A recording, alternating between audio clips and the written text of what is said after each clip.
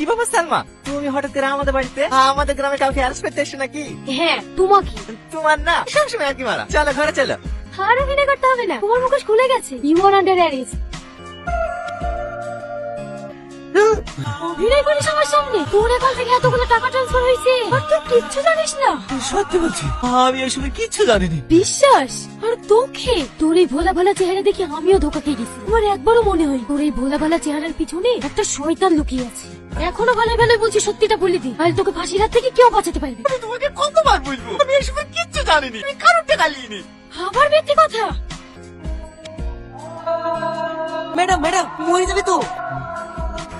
কষ্ট হয়েছে? এর থেকে বেশি কষ্ট হয় সাধারণ মানুষগুলাকে। অনেকের মা বিনা চিকিৎসায় মারা গিয়েছে, আবার টাকার অভাবে অনেকের বোনের বিয়েও হয়। এই সব কিছুর জন্য তাই তুই। ছি, এখন আমার নিজের প্রতি ঘৃণা হচ্ছে। জীবনে প্রথম কাউকে ভালোবাসলাম, তো আবার একটা শয়তানকে। শাহিন, যতক্ষণ পর্যন্ত ও নিজের দোষ স্বীকার না করছে ততক্ষণ পর্যন্ত ওকে মারো। রাহুল, সামাদ। হ্যাঁ স্যার। ওকে 3rd ডিগ্রি টর্চার করো। ওর মুখ থেকে কিছু বেরোলেই আমাকে ইনফর্ম করবে। কি হলো মার?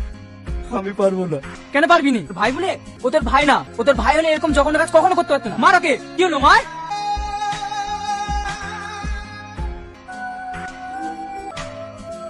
ম্যাডাম, টনির মা দেখা করতে এসছে। বলো এখন দেখা করা হবে না। খুব কান্নাকাটি করছে। ঠিক আছে, বেশিক্ষণ দেখা করতে দেবে না, জাস্ট 5 মিনিট।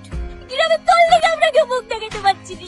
তোর বাপকে ধরে ধরে সবাই অপমান করছে। তুই নাকি সব পরিবারের অ্যাকাউন্ট থেকে টাকা চুরি করে নিয়েছিস।